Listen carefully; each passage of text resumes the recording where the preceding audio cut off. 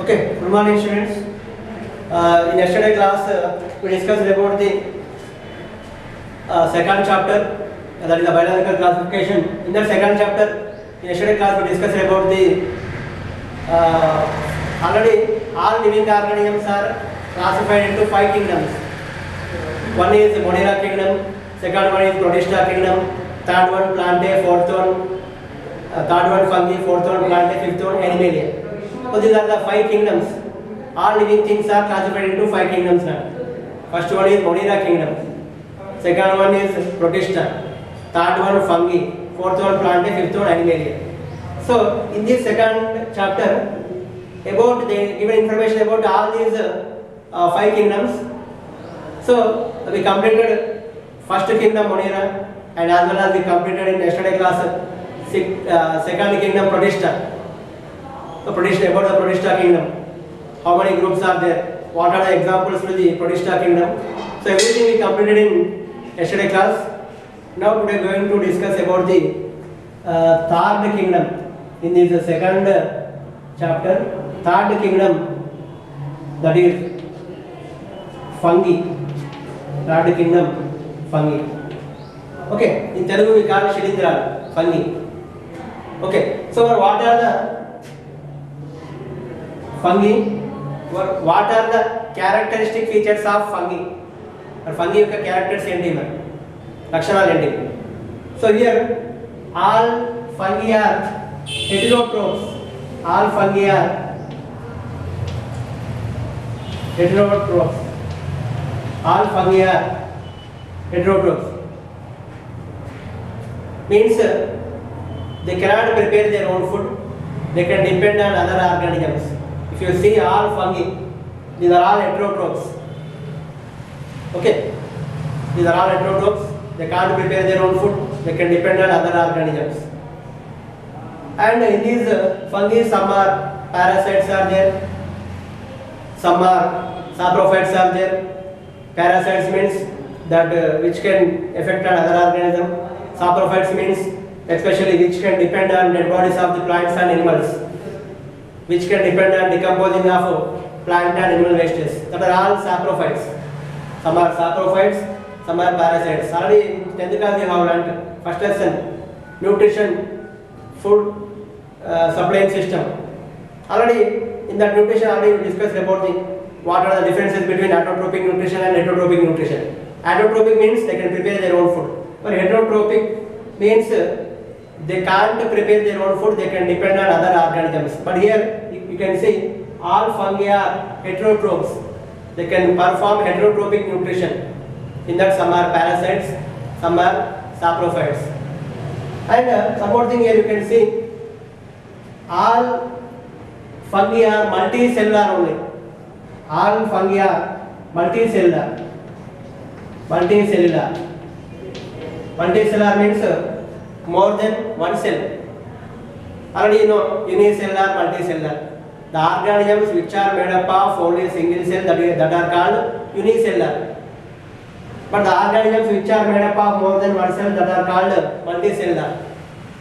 But here all the fungi are multicellular except one fungi, that is unicellular fungi. That fungi name yeast. Except the yeast, remaining are unicellular. Yeast only unicellular, remaining all fungi are multicellular. Yeast is one type of fungi which is useful for preparation of the bread, especially in baking center. They have to use the yeast for making of the bread purpose, and fermentation process also. In 10th class we have learned about the fermentation, which is also called anaerobic respiration. In fermentation process also the yeast is very useful.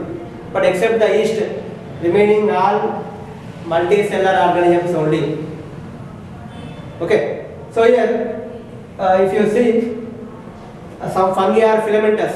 Some fungi are appear like a thread-like structures, that are called filamentous. Thread-like structures. So they are having thread-like structures. So that we call particular name hyphae. Okay, hyphae. The network of the network of hyphae is called mycelium. Okay, mycelium. All fungi that will appear thread-like structures, the thread-like structures are called hyphae. The network, the group of hyphae are called mycelium. Already in 10th class we have discussed, especially in that 6th chapter, reproduction. In the reproduction already discussed about rhizopus, bread mold. We discussed about the rhizopus fungi, which is also called bread mold. The rhizopus, which is called bread mold, which can grow on the bread, moist bread. So here, all fungi that are filamentous, that can appear along the thread-like structures, that is called hyphae. The network of hyphae are called mycelium. But what about the cell wall of the fungi?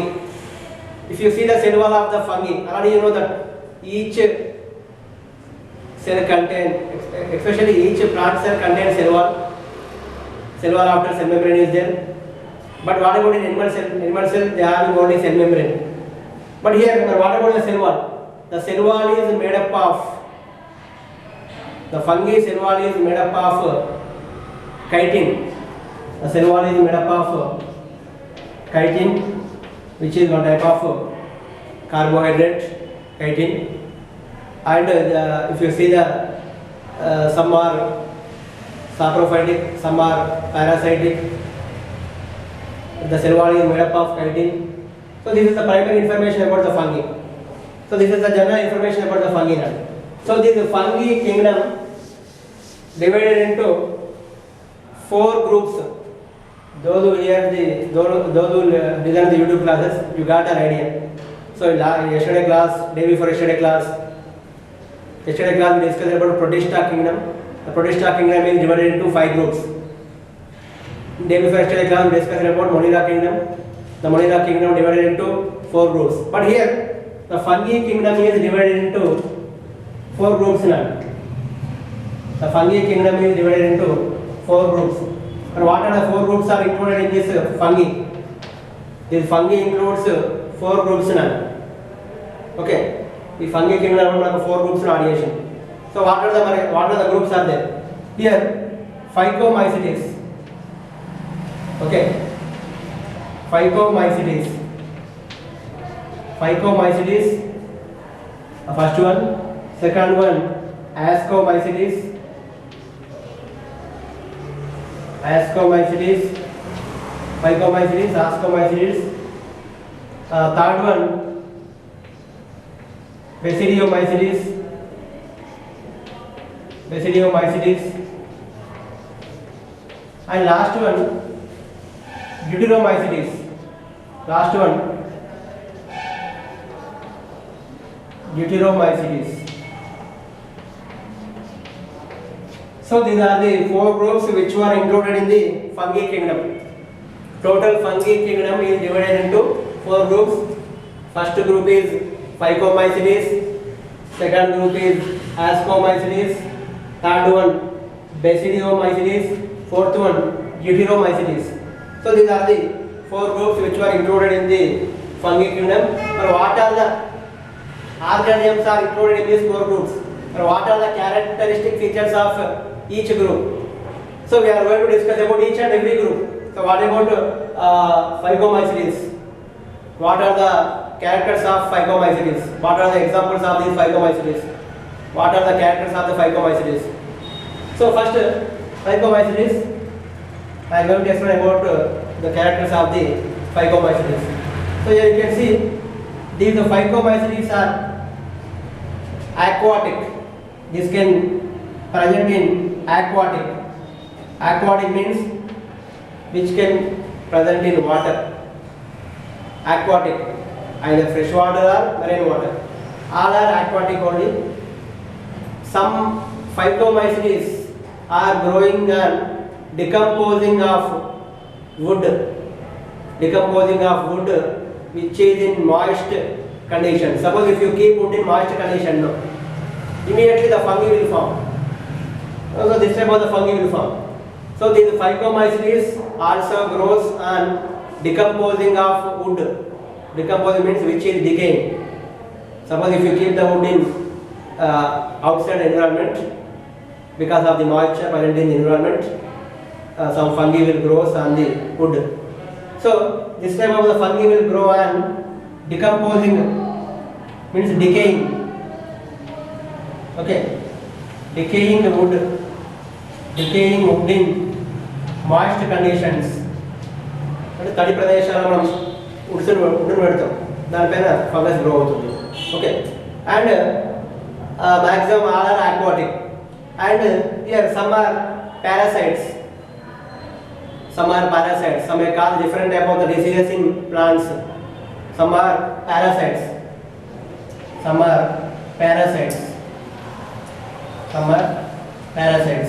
parasites means that can cause different type of the diseases.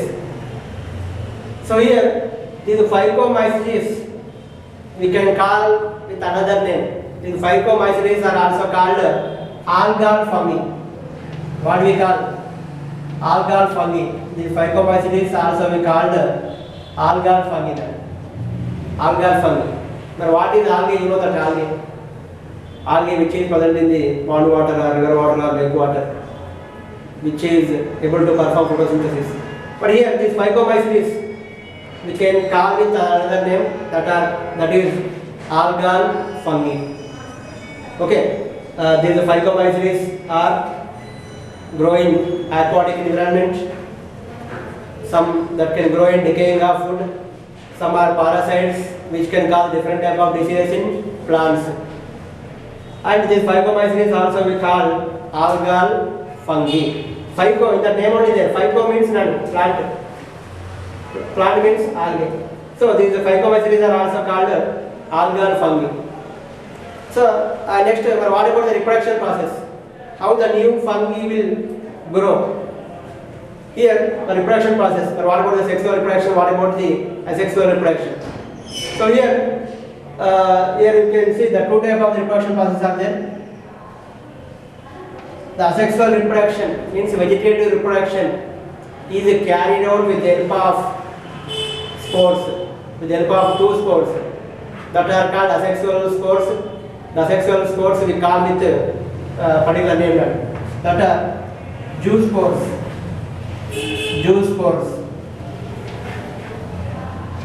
and aplanospores. Zoospores and aplanospores. Asexual reproduction is carried out with the help of zoospores. Why? Because these are all non-flowering plants only. Here there is no seeds. Suppose if the seeds, if these are all flowering plants, means directly with the help of the seeds the new plants will grow. But here there is no production of seeds. Here seeds are not there. Instead of seeds, what should be there here? Spores are there. Why? Because these are all non-flowering plants only. There is no spores. The reproduction process is carried out with the help of spores only. There is no seeds. Why? Because these are all non-flowering plants only. Suppose if the plants are flowering, means they can produce seeds. If you sow the seeds in soil, they can able to produce new plants. But here there is no chance, because these are all non-flowering plants only. So asexual reproduction is carried out with the help of two type of the spores. One are zoospores, another one is aplanospores. Zoospores and aplanospores. And here, what about sexual reproduction? Sexual reproduction means the fusion of two gametes.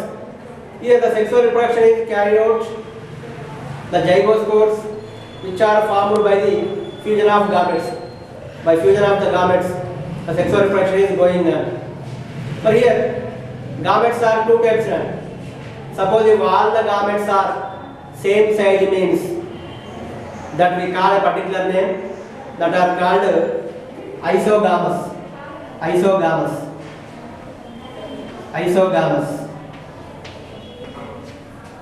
If both two gametes are not in similar size, they are called anisogamous.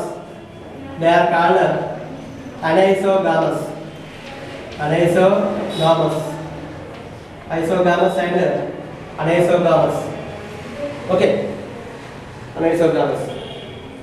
Okay. If the sexual reproduction is carried out with the help of gametes. Here, both the gametes are same in size, shape means that we call isogamous. If the both gametes are different in size means that we called anisogamous.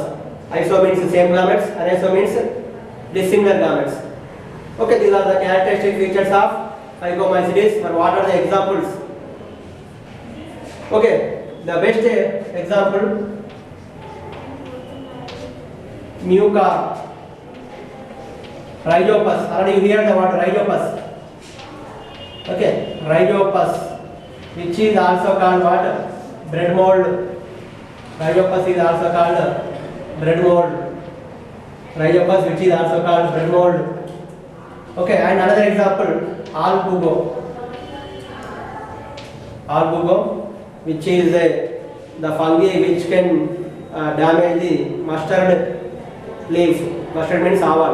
Mustard leaf మొత్తం damage చేస్తుంది. That is the fungi name Albugo, which is present on the mustard leaves.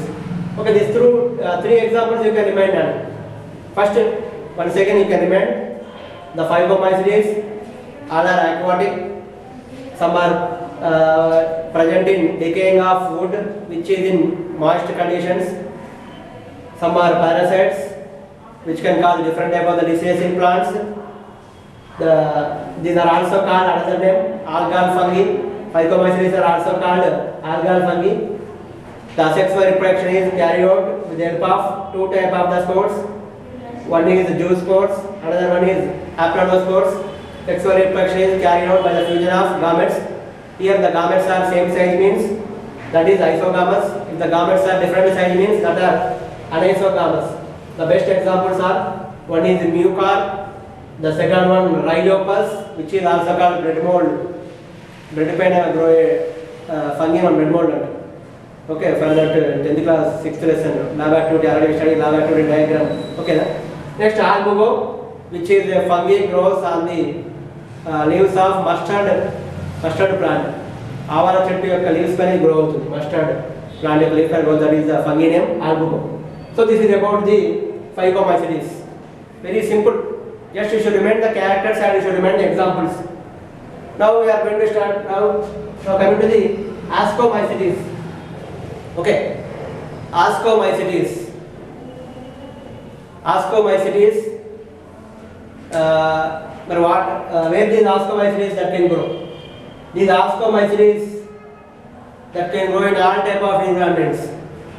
Some are parasites, some are saprophytes, some are decomposers, some are coprophiles. Means some that can grow on the dung, coprophytes.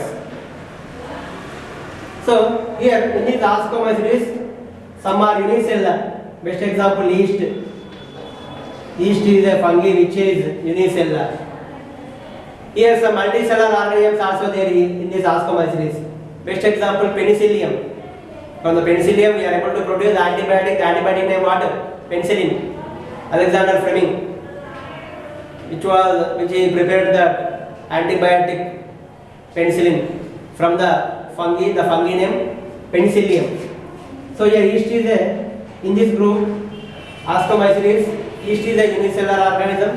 Penicillium is multicellular organism. Penicillium. Penicillium is multicellular organism. So here these Ascomycetes are also called sac fungi. Another name for these Ascomycetes is okay, sac fungi. Sac fungi means these organisms appear like a sac-like structure, round sac-like structure. That's why we call Ascomycetes sac fungi.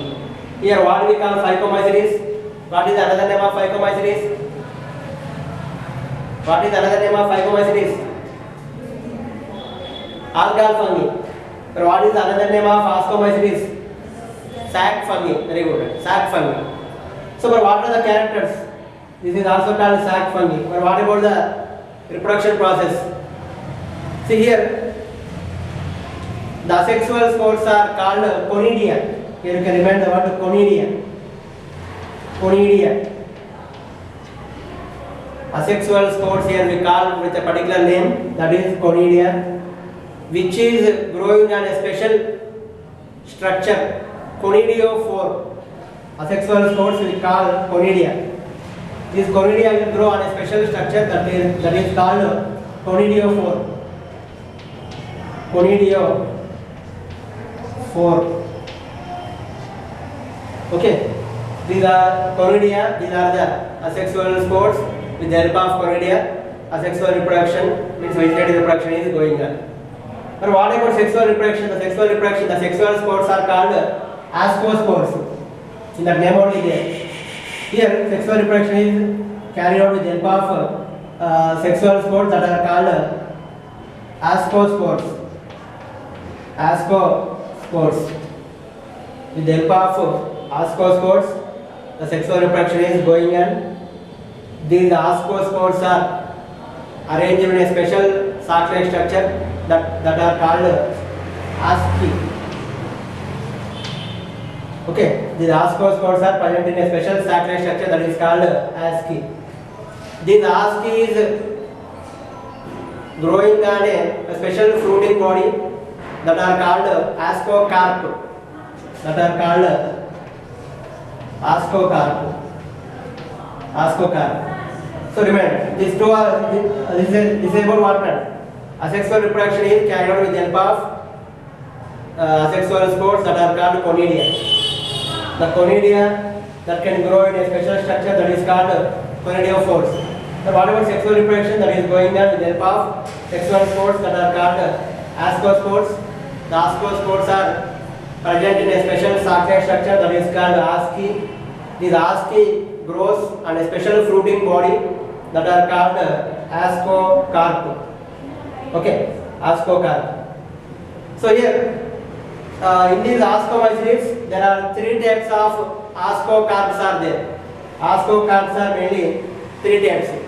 One is, here three types of the ascocarps are there. Here one is, three different names are there. You should remember the names compulsory. New terminology words. So many new terminology words are coming. So you should remember all terminology words. So here, ascocarp is mainly three types. The ascocarp which is globose, which is globe-like structure. The ascocarp which is globe-like structure, we can call that is Christothecium.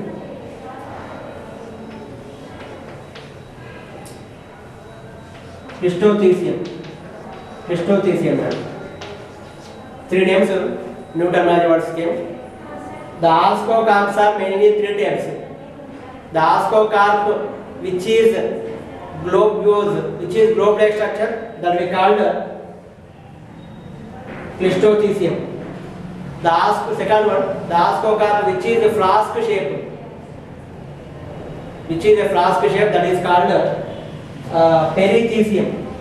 Perithecium.